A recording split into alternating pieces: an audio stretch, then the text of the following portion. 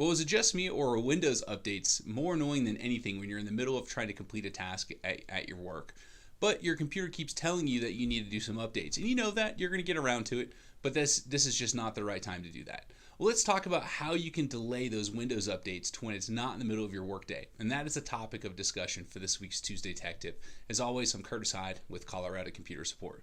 And quite frankly, it's very simple. It's a very cool feature that Windows 10 has built into it, and it's a system called Focus Assist. And all you have to do to use this is go into your computer settings. Inside of there, click on System, and from that point, click on Focus Assist. Inside of that system, you can now change the updates to whenever you want them to alert you.